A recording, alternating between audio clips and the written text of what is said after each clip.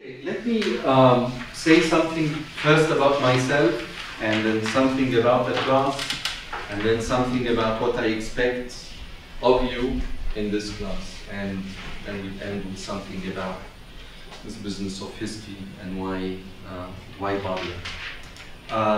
As I said, my name is Khaled Rani. I am relatively new to AUC and very old to AUC. I studied here many years ago. I studied economics, and I had a BA in economics and an MA in political science.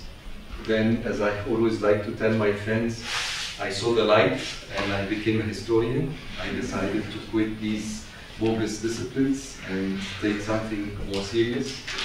And I moved from here, from AUC to Oxford, where I got my DPhil, as it is called in Oxford, the PhD, the doctorate degree, specializing in modern Egyptian history, in 19th century Egyptian history, specifically the history of the Egyptian army under Muhammad Ali. That's what I did my dissertation on.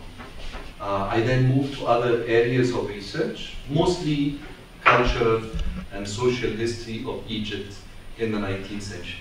I'm interested in the history of Cairo and how it evolved in the modern times. I'm interested in the history of medicine, especially Qasr al-Aini, the oldest Egyptian functional, functioning medical school, and the history of law, especially the transition from Sharia to whatever we have now. So these are my areas of interest. I used to write a weekly column in Akhbar al-Adab until a couple of weeks ago, and starting this coming Sunday, I will be writing a weekly column in a Shuru daily newspaper. After finishing my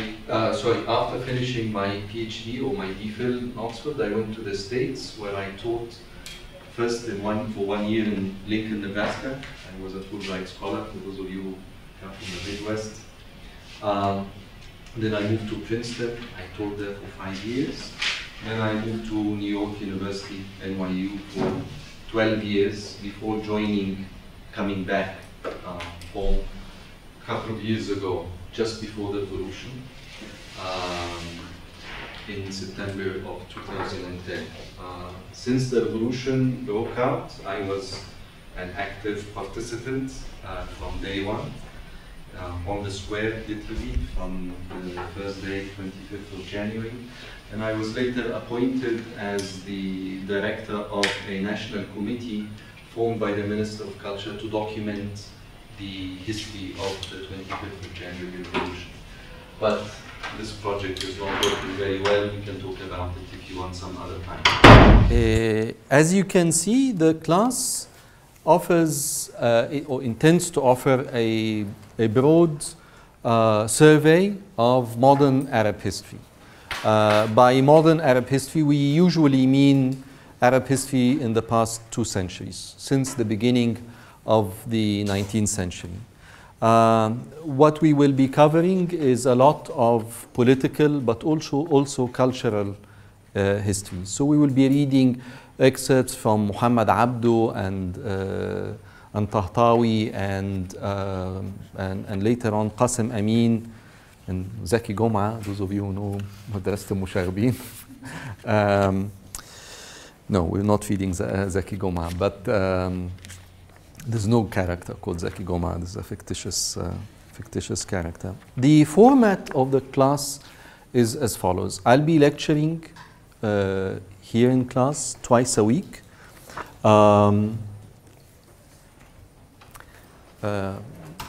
Obviously during class times, Mondays and Thursdays. I'll try not to speak for the duration of the whole class. We don't sadly have a discussion session. So we will I'll try and finish in 55 minutes and have 10 minutes or 15 minutes towards the end of the class for discussion. I expect you to come to class beforehand having read the whole week's readings. because I will not be repeating the readings. I will be elaborating on them. I will assume that you've already done the readings, so that I don't have to go through the nuts and bolts of what we are covering. But I will be elaborating, presenting some arguments, some discussions related to the readings. So please, before coming on Monday, you have to have done all the week's readings. Now, this is not what I'm going to say is not something very pleasant, but you will be subjected to some pop quizzes. I will come to class and tell you to identify a term or to answer a question for about 5 minutes, the first 5 minutes. And this is not something I like doing, but this is something that I have to do to make sure that you are always ready and you're always ready with the readings. So again, please make sure to do the readings in advance. I don't know how other professors teach this class. I have two of my excellent professors, my excellent colleagues doing the same class. Different sections, different format, maybe different readings. And that's the style of teaching in this university. We may be offering completely different textbooks. What I'm trying to say is that you have an option. Can you please pass bring me the... What I'm trying to say is that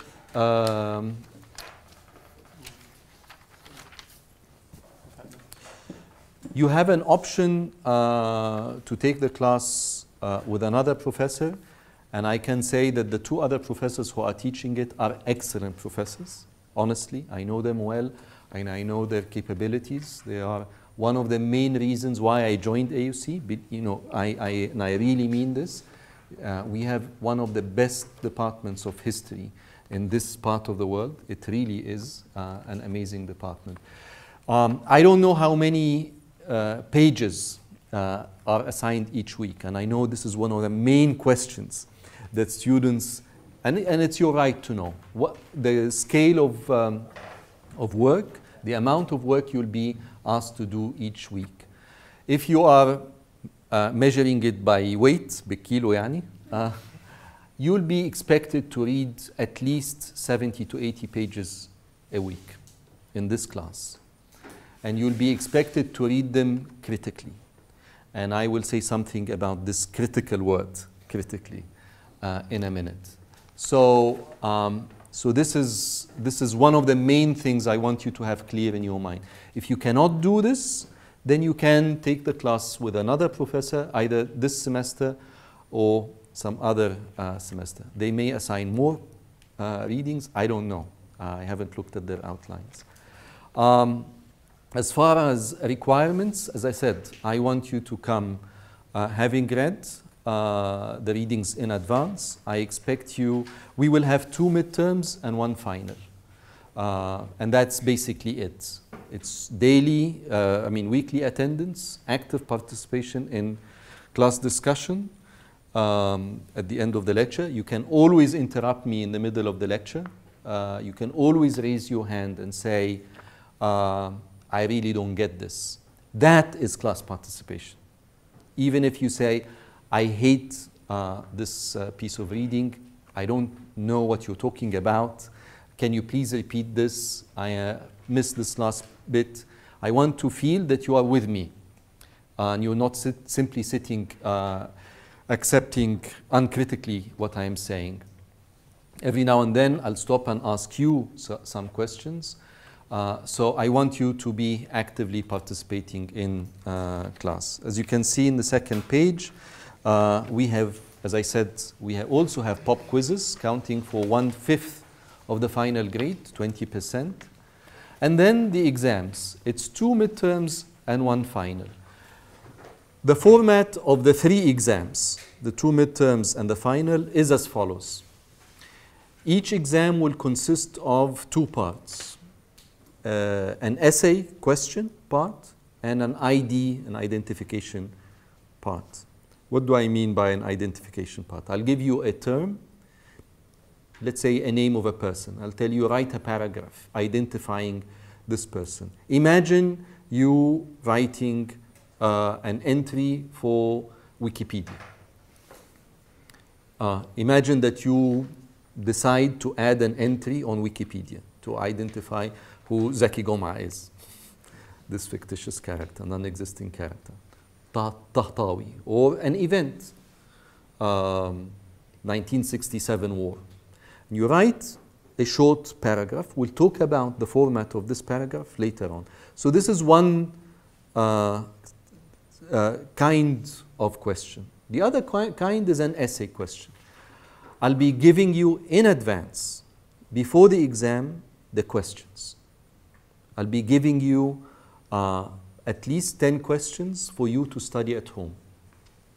Out of these questions, maybe 3 or 4 will come in the exam, and you'll be asked to answer only one of them. Now, the questions are not easy questions. They don't have easy answers, or they don't also have correct answers. I want you to think about the readings, to integrate the lectures. If you want to do extra work, extra readings, it's up to you. And I want you to fuse all of this together and come up with your analysis, with your answer to the question at hand. And I'll give you an example.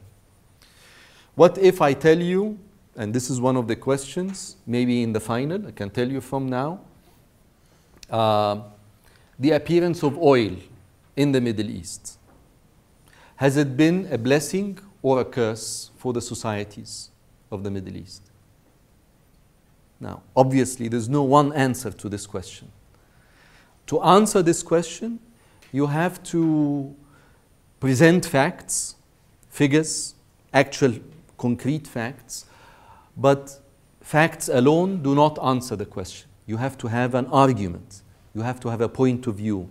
You have to have something that puts it together. The difference between facts and points of view and an argument is a very interesting relationship. I always describe it as follows. It's like building a house. If you are an architect, you need to have the building material, the bricks, the mortar, the glass, the wood with which you will end up building your house or your building. But if you don't have a conception, if you don't have a plan, it will end up being a heap of rubble. It will be nothing but some wood and some glass and some bricks. So you have to have a notion of how you're going to use these things together. And the house you will build will necessarily look differently from the house your colleague will build. They may be the same, doing the same thing, which is build a residential house or a hospital or a factory. But the way you construct it will be different from the way she constructs it. And that is what an argument is. There is no two identical arguments. In other words, there are no two identical answers to the question.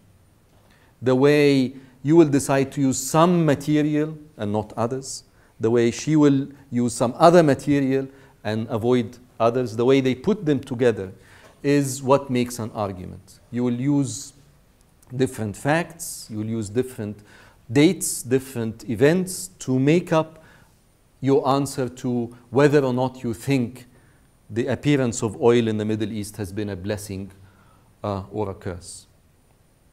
So, again, another example is, what do you think the impact of the 1967 Arab-Israeli war had on Arab societies? Why do we have an Israeli Jewish state and not a Palestinian state? Now, you can write books, not answers, you can write, and the books have been written to answer these questions. So, again, I will give you the answers in advance, about 5 days in advance. You'll have about 5 days to prepare yourself.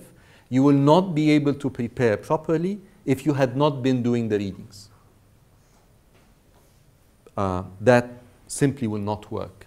So that is why you have to do the readings week by week in advance of the lecture, so that when the exam time comes, and definitely when the quiz time comes, you will be ready to answer it. So this is as far as the amount of readings, what is expected of you, the format of the exams. One last thing I want to say, as you can see in the outline, is the difference between the textbooks and the primary readings. And this is one of the things that we will be learning in this class together. What is a primary reading? What is a primary source as far as history is concerned? We have a selection of readings, each one marked primary sources. And I want you to be able to read them. These are not the same as a textbook. It's something else. It requires another skill of reading. And we will be talking about this in some details later on. Yes? I have a question just out of curiosity. I read that the Cleveland book was banned. Yes. So there's still... I'll say something about, well, yeah, let me say the following. Cleveland, yeah, do you have a question? Oh, I was just going to ask, are the primary sources going to be available in the Copy Center? No, on Blackboard.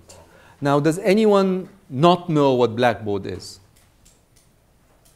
Okay, so all the readings, with the exception of the textbook, will be put on Blackboard at the end of this week. I'm having them scanned, and they will be available on Blackboard. So, and they will be arranged by week, the same arrangement as the outline. Not alphabetically, but the same arrangement week by week, so that you can easily locate them. We have two textbooks. We have Cleveland and Bunton. These are two co-authors. A book that is now in the 4th edition called The History of the Modern Middle East, and a source book for primary sources by Akram Khater, Sources in the History of the Modern Middle East. Now, ideally, both textbooks should be available for purchase in the bookstore. But as you pointed out, your name? Malak. As Malak pointed out, Cleveland's book is sadly have been banned. Now, this has never happened before, and I don't know where to start. I've written a lengthy article about this. My last article in Akhbar al-Adab was about banning books, and the first article in issue next Sunday will be about censorship. So since it is mentioned, I want to say why it has been banned, and then say how we're going to deal with the... no, let me start with how first. We have very big hopes that today the book will be released and that it will be available for purchase tomorrow in the bookstore. I am literally waiting any minute.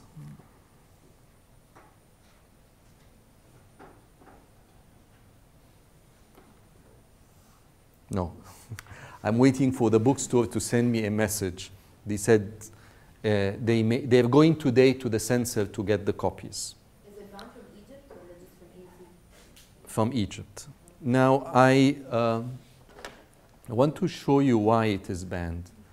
And I want to have a discussion with you about whether or not you think it is right to ban the book. Okay, the book has been banned because of 3 maps. I think these are 2 of them. They, of course, don't tell you why the book is banned. Let me say something about the background to banning books in Egypt. Egypt has an office called the Office of Censoring Books, believe it or not. Officially called Maktab al-Riqaba ala al-Madbu'at. Sorry? Very creative name. Very creative name, yes. It's a very bold name. They actually pride themselves for saying that they have the right to monitor Riqaba ala al-Madbu'at. This is an office that is part of the Ministry of Information, that monitors imported books. Egypt does not, we have in Egypt something else called رقابة على المصنفات الفنية, artistic production. So if you are a filmmaker or a playwright, before staging your play or shooting your film, you have to produce, you have to present the script for prior approval before being allowed to actually film. And you will not be allowed to show, to screen your movie or your play if you don't have this prior approval. The approval has to be presented, has to be, you have to have it before shooting the film. With books, that's not the case. With books, there is no requirement for a prior approval by the government if you are a publisher or an author. But the government can come and say after publication, this book violates something or the other. And usually it's one of the three triads. You know them? Religion, politics, sex. Religion, politics, or sex. Things that are deemed to be offensive in one of these three. There's nothing sexual about this map and nothing religious. So it must be politics. So what is wrong with this map? Why do you think an entire book has been banned because of these two? This is, by the way, a map on, I can't remember the page. This is a map of the Egyptian empire in the 19th century. The extent of the expansion of Muhammad Ali and his successors in Sudan, in Arabia, and in Syria. And the dates are mentioned. This is a map of the Ottoman Empire, or what remains of the Ottoman Empire at the eve of the First World War. The areas in white.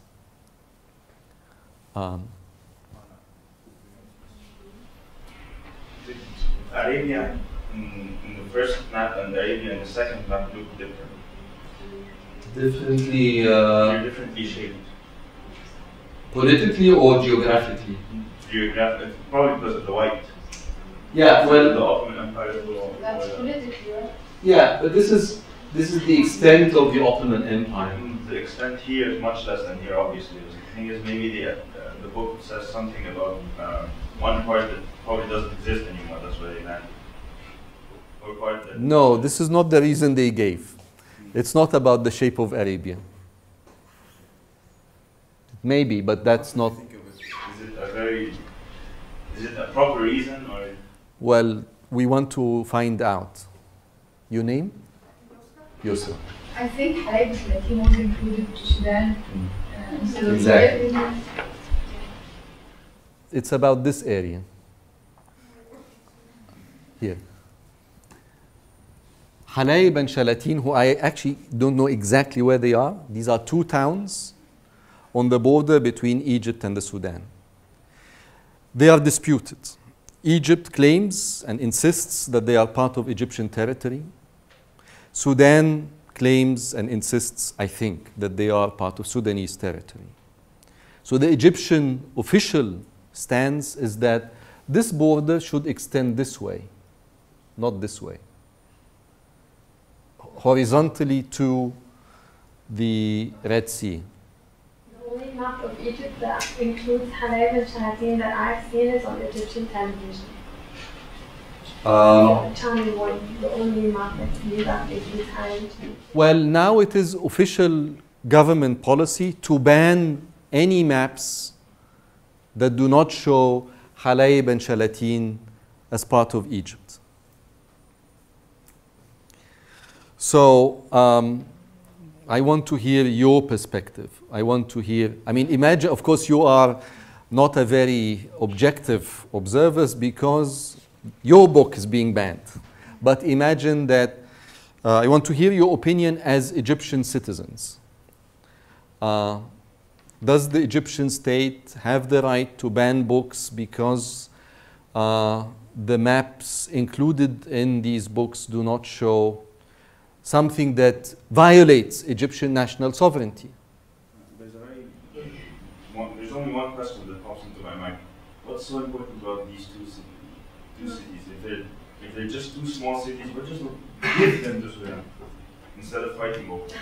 Well, they're not fighting. They're not What's fighting. significant about these two? Well, how do you answer this? Well, I think that every country, no matter how important or less significant a part of it is than other parts of the country, doesn't mean that it's a part of the country that you can just give away or not fight for it.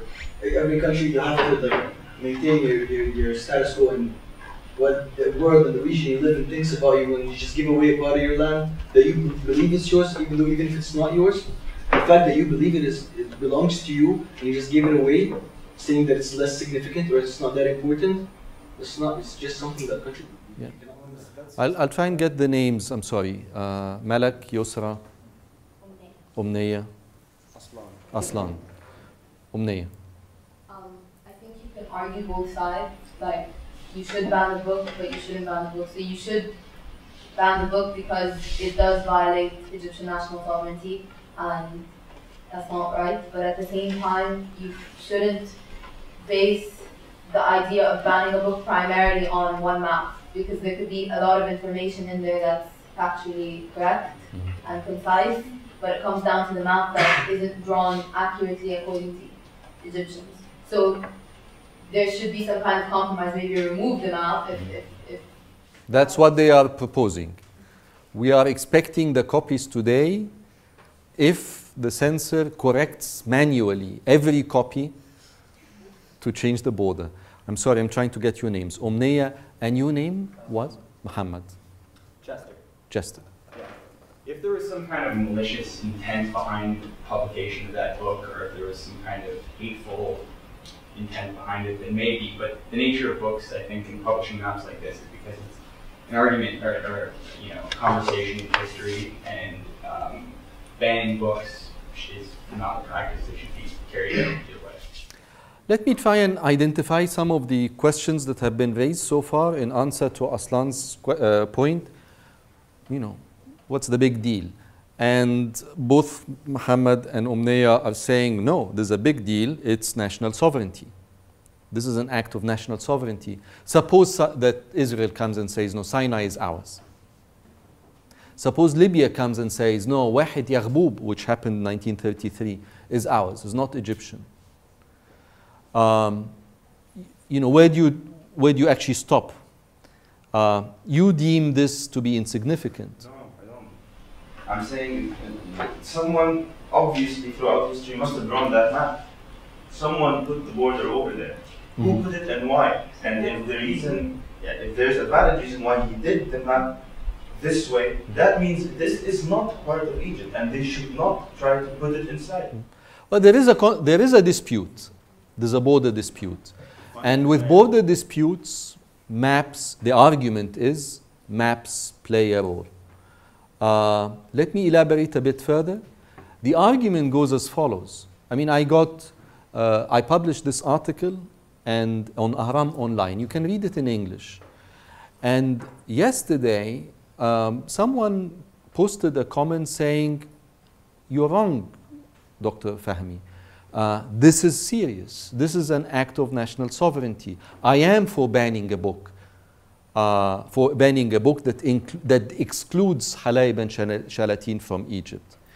This comment got 61 likes overnight. The other comments are 1 or 2. So there is a strong feeling, that no, this is, and she added the following, a very interesting and important point.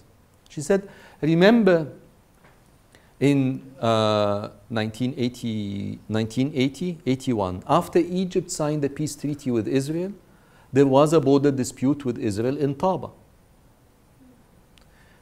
Here. And the Egyptians managed, and this border dispute was sent to international arbitration, like an international court. And the Egyptian team included a historian. who proved that Taba was part of Egypt using an old map. That was the main document that tipped the balance in favor of Egypt in front of the International Tribunal. And this is why Taba now is Egyptian. Her argument, this commentator, was maps are important and historical maps are important. They have implications for national sovereignty. History matters. That's her argument. And another one said, would you allow a book that mentions Jerusalem as the capital of Israel to be sold in the Egyptian market? This is something that Egypt disagrees with. Egypt insists that Israel has no right to declare Jerusalem to be its capital, as we will see in this course. So as Umniya said, there is something on both sides. You know, the question I raise is the following. For many people who believe that Halayb and Shalatin are Egyptian, this is offensive. But the question is whether offensive books should be banned. I want to make the argument that this is offensive. Imagine that this is not about politics, but about religion. Okay? Imagine that we are offering you in this class something about the Baha'i faith, in which the prophet of its founder considers himself to be a prophet after Muhammad. This is something that Muslims find offensive. Do we have the right? Do we have the right to teach this book or not? Suppose this is not politics or national security. Suppose it's sex. Suppose I am teaching a class on photography and I include a photograph of a nude woman or a nude man. Should this book be banned or not? One final part of the argument. Okay, Professor Fahmy. Yes, of course, you can allow books to be sold in the market, but teach them, indoctrinate our kids with them, teach our students wrong information about their history. So these are the arguments. I want to hear your first. I'm sorry, Muhammad. I'll hear Yara. I think no book should be banned under any condition, but the teaching itself, there should be like some kind of rules or regulations, because after all, I think if he's presenting it or she's presenting the author a point of view and not facts, then that's different. It should be presented as an argument, not as facts. And there's a thin line between facts and perspectives. Or I think this is the thin line. Exactly. Yes. First Muhammad and then you. So yes, we have to find a distinction between facts and opinions, and this is presented as a fact when it should be an opinion. I'd like to make the argument myself is that even this is an opinion. This is not a historical map. It's confusing. This book was published in 2009. It contains a historical map, a map about a historical period. But it itself is not a historical document. This is a very recent book. If I take this book with this map to the International Tribunal in which Egypt and the Sudan are fighting over the border, the judge will throw me out of court because this has no bearing. This is not an old map. This is from a book published in 2009. It has no legal bearing. It represents Cleveland's and Bunton's idea about what the border is. It's wrong. It's wrong. It's because it's their opinion. They may be presenting it as a fact, but you and I know it's their reading. Now, as it happens, Bunton is a friend of mine. We studied together in Oxford. He wrote to me and he said, what's the big fuss? I told him, it's big, serious. It's a serious issue. It's national sovereignty. He said, I'll correct it. I don't know. If you tell me, you know, that this is, or at least I can mark it in the 5th edition, which is coming out in a couple of weeks, I can say this is disputed territory. In other words, this is not something unchangeable. And I want you to approach the textbook in this way. The textbook is not facts. Not only Bunton's and Cleveland's book. No textbook is presenting facts. The textbook is, appears to be objective and telling you what happened when, or whatever textbook, not only in history. But you have to always know that this is somebody's opinion. And you have to read it as such. This is what we mean by reading critically. Do not take it for a fact. Do not take it for granted.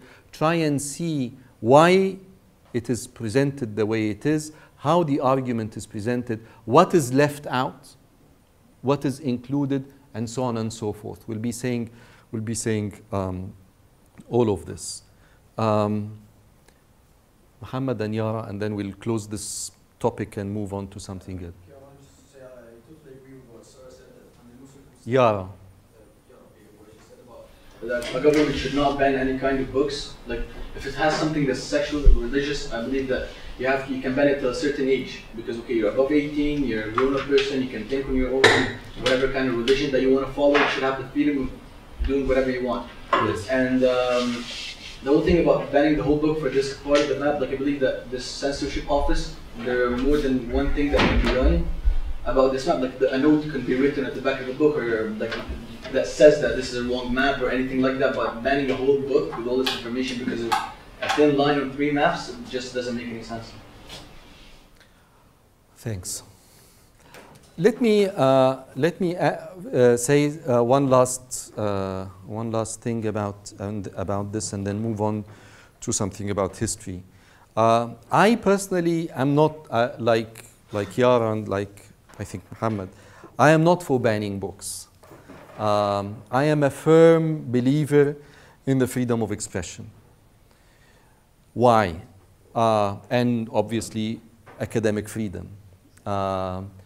Because I think, because actually I too believe in national security. I believe in the right to protect national security. But my definition of national security is different from the موظفين in مكتب الرقابة على المطبوعات, in this office of censoring books. I think the best way to protect Egyptian national security is by training Egyptian citizens to think critically and to be informed citizens. Imagine our problem. I mean, I'm sure you experienced it. A couple of months ago when we went to vote, we had like 2 weeks to make up our minds about so many new candidates. Imagine if you go to vote when you don't know who you're voting about, who you're voting for, or what you're voting about. How can you make up your mind as informed citizens if you're not given the data, if you're not given the facts? The best way to be engaged citizens is to have access to information, all kinds of information. So this is one principle. The second is something very obvious, but I have to say it. It has to be uttered. It has to be said. The principle of freedom of expression and freedom of information and the right to know means or makes sense only when we are dealing with offensive material. If Aslan is saying things that everybody agrees on, there's no reason to protect him. The meaning, the value of the right to speak out your mind is precisely needed when what I am saying will offend you. Why? Why do societies believe in this?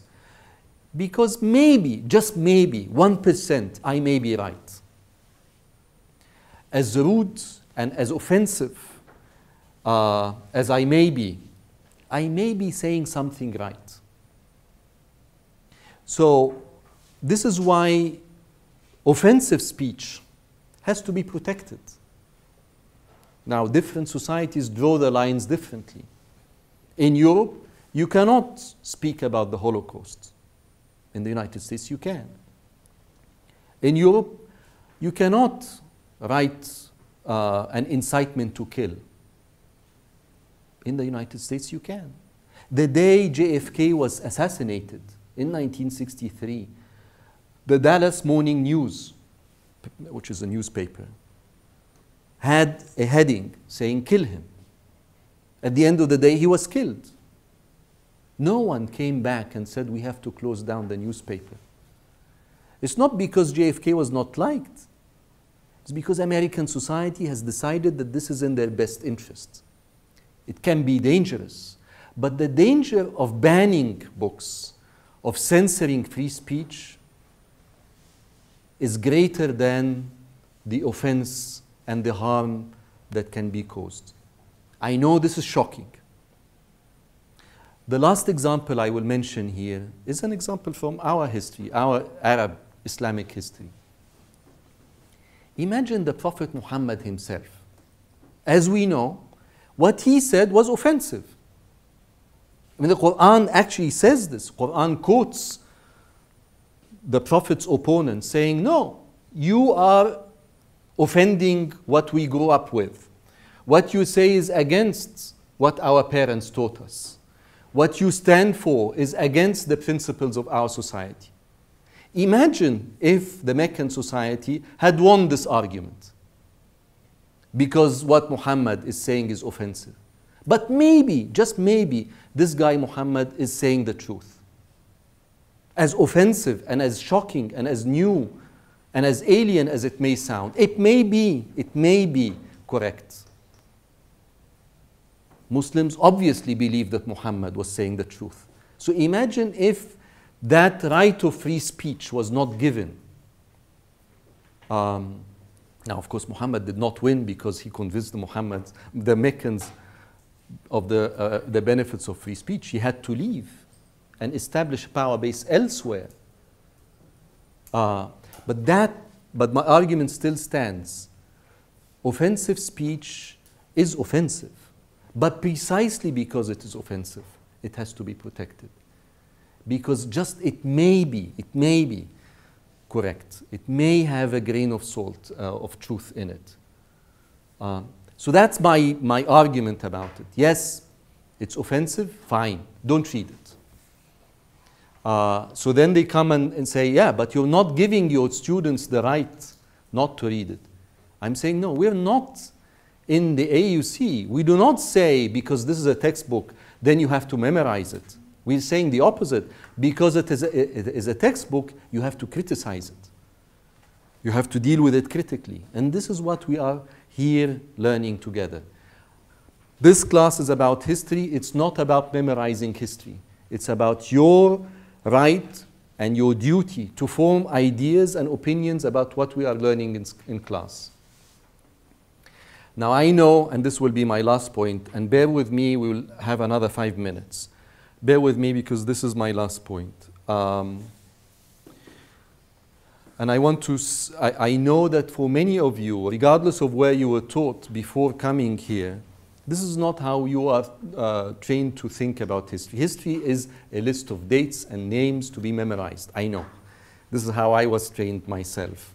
But I'm trying to show you that this is not the case. And I want to delve a bit, to get out of history for a bit and to catch my breath. I want to ask you a couple of questions. I want to see who of you this last summer has been abroad. Quite a bit. Where did you go? I went to India and Greece. India? Yeah. Hmm? London. India, London, New York. New York, I left just before the summer. I went to San Francisco. San Francisco. What's your name? Hidayat. Hidayat. Where in India? I was in Jodhpur. All the time? How long did you Only stay? 8 days. 8 days. Did you go alone? No, I went with my sister and friends. Did you have fights? I went to Italy with my nephew. I took my nephew, who's a wonderful budding artist, so I took him to see the Renaissance painters he had been enamored by. So we went to Florence, and I did not fight with him. We went to Florence and Rome. He was an amazing travel companion. But you know, traveling can be. So, do you mind telling us what the tension was? An example or two. The tension was normal day-to-day things, conflicting schedules. You're wanting to do something, you wanting to do something. Can you give an example of the things that you wanted to do differently? Getting up early to go sightseeing as opposed to sleeping in and going later. Doing the same thing but way too early. Did you have any conflict about what to see? No, because we were in an organized group, so it was kind of. Okay. You're not traveling. You're not traveling on your own. And just out of curiosity, I've been to India only once. I've been to Delhi and Jaipur some 8 years ago. Anything that fascinated you, or you decide not to go ever again to India? No, I liked it very much. I mean, in the city we were in, there was this fortress that belongs to the Maharaja's family, and this was the main site. Mm-hmm.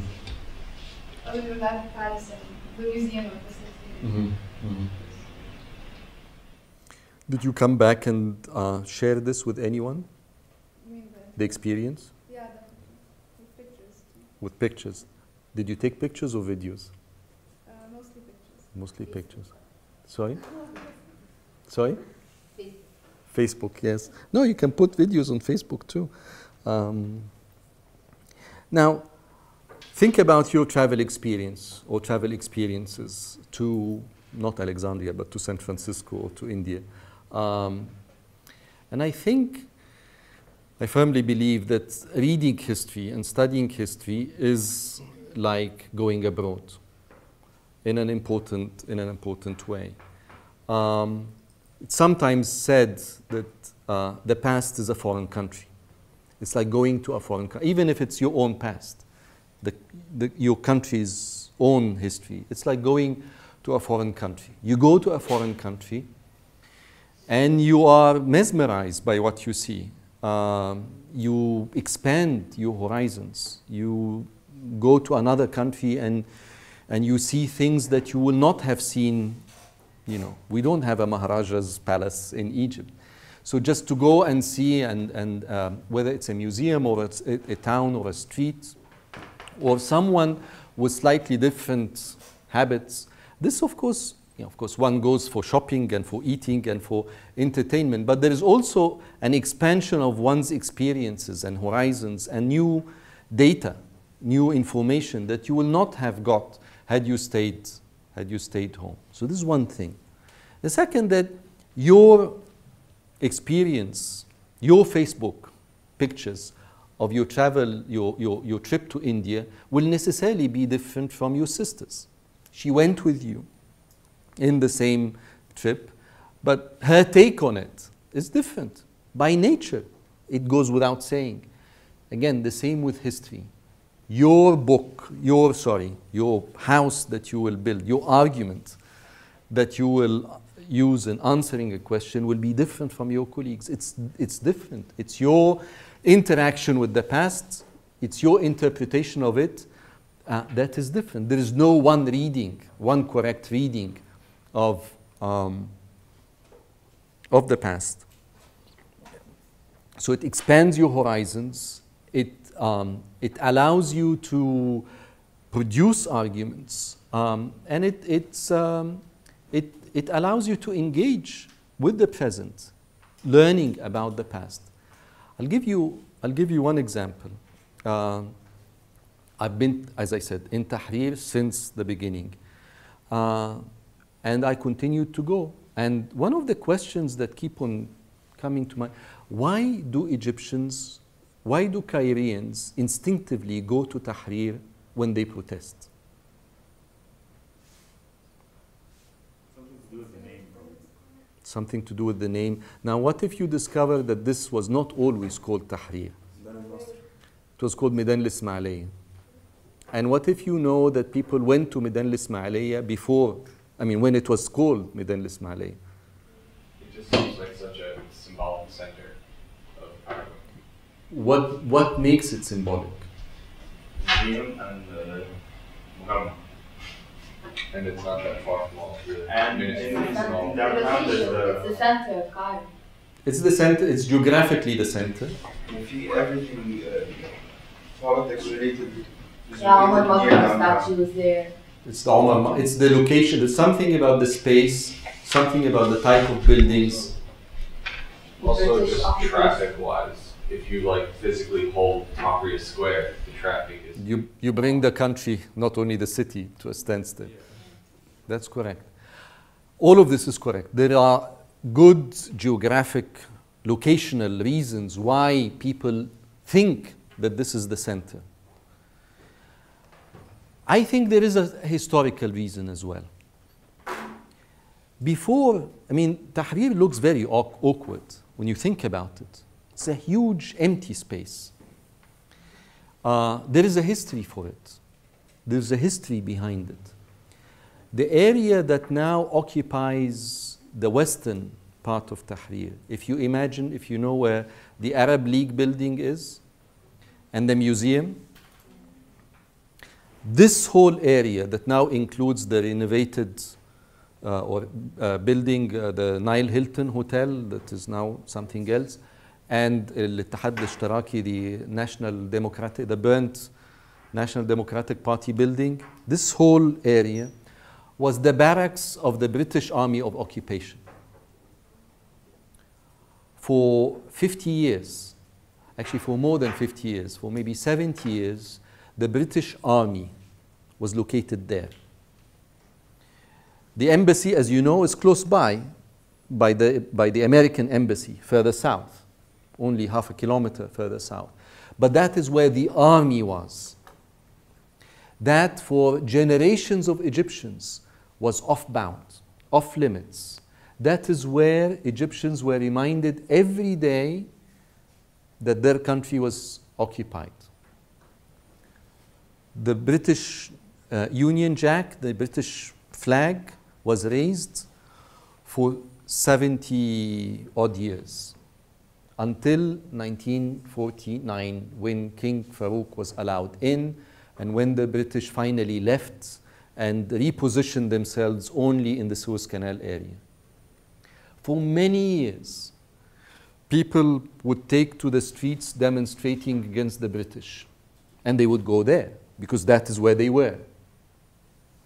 And in a certain incident I think it was in 1936, maybe in 1946, I'm not exactly sure which of these two dates, the British Army opened the gates and allowed a number of trucks storming out of the barracks, trampling on demonstrators, killing, I think, 16 of them. So the first time Egyptians were killed under army vans was not in Maspero in October of last year, was when the British Army trampled on them in Tahrir, in what was called Ismailiyya. It was not yet called Tahrir. It was called Tahrir only in 1953. I have a hypothesis that this is somewhere in Egyptian psyche. It's subconsciously there, that this is where you go to demonstrate. That is where the heart of power is. It's interesting. People don't go to Abdin. That's where the presidential palace is. Abdin was always, historically, where the state was, where the government was. But the People's Square is not Abdin. The People's Square was always in Tahrir. This is just one value, I think, of what it means to study history. You find a dimension that is not usually immediately apparent. I'll mention one last example from my own research. I told you I study the history of medicine. And I don't study the history of doctors. I study the history of patients. I am interested in a basic question. I'm interested in how Egyptians, people like you and me, normal, average Egyptians, understood modernity. Now, this is a big word. So I try and break it down to something tangible. So I started thinking, what about modern medicine? How did people react to it? How did people, for example, react to vaccination against smallpox? Egypt was one of the first countries in the region, in fact, was one of the first countries in the world to institute a successful nationwide vaccination project against smallpox to everyone. Now, how did people react to it? Think about it. Vaccination is very awkward. It's counterintuitive. Traditionally, in older medical regimes, when you have something wrong with your body, you have an incision to let the bad blood out. Does anyone know what's the Arabic word for this? Close, fast. Hijama is one variation of it. Fast is when you have an incision to bloodletting in English. So that's the notion. You let the bad blood out. So imagine people thinking, you're sick, we will inject you with bad material, which is what the vaccine is. It's a disease to generate your own immunity so that when the real disease comes, you will be ready for it. It's counterintuitive. So how did people react to it? Now, this is what I study. I don't study kings and pharaohs. I study the reactions to Egyptians, and I go to the Egyptian National Archives where the documents of Qasr al-Aini Hospital are located, where the records of this vaccination project are located. So it's a fascinating set of documents about many things. A couple of years ago, just before the revolution, the Qasr al-Aini Hospital was celebrating 200 years of cooperation with the French.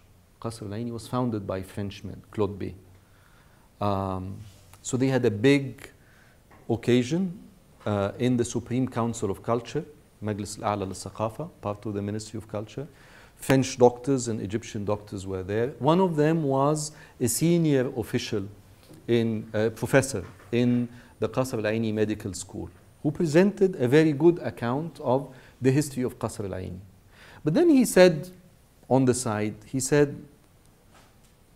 boasted by saying, one of the things they are doing in Qasr al-Aini public clinics is to have flat screen TVs so that people in the waiting rooms get educated.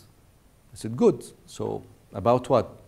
He said, about Van Gogh and Renaissance art. I said, what? He said, yeah, we want to enlighten them. I said, why? This is a hospital. He said, no, but we don't want them to waste their time. I said, but this is very patronizing. I mean, people go to hospitals to be treated, not to be enlightened. And the best treatment, the best enlightenment, the best service you give to patients is to treat them properly, is to give them medical service, not to educate them about Renaissance art. He said, oh, no, you don't know what we're talking about. You don't know the kind of people we're dealing with. We want to elevate them. I said, no, I know. I study them. I study exactly the patients you're claiming to know. And I can tell you that Egyptian patients, Egyptian people approached Qasr al-Aini and approached modern medicine when they understood that they are benefiting. When they understood that this is an institution that benefits them, not an institution that is enlightening them and patronizing them and looking up on them. This is their hospital. This is their service. They are paying for it. They're not paying to be entertained. They're paying to be treated properly. That's, but again, I'm telling you why history matters. history, one last example. Torture, which is something I am very concerned about. I think this revolution, to a very considerable degree, was about torture. It is no accident that we took to the streets on the 25th of January, which is Police Day. At the heart of our anger at police was the endemic practice of torture in all places of detention and in Egyptian prisons. My neighbor is a police officer, a very respectable man, someone I respect him a lot. I entered into an argument with him about torture. He said, no, this is useful. Do you remember when your brother had, living in the same building, had his car stolen? I said, yes, 10 years ago. He said, how do you think we got it back? I said, you went around in the street, arrested all the car attendants, so yes, and you beat the hell out of them. And one of them eventually confessed. He said, yes, we got the car. I said, but this is very bad because there are 9 innocent people who were beaten. What do you think my relationship now is with them? I am now their enemy. This is not good torture. This is not good practice. Now, let me tell you, and I told him, I study the history of torture in Egypt. I can tell you that in 1862, Egypt passed a decree banning torture. Not because Egypt signed an international treaty banning torture, but because police officers in Egypt realized day in and day out in police stations that torture is ineffective.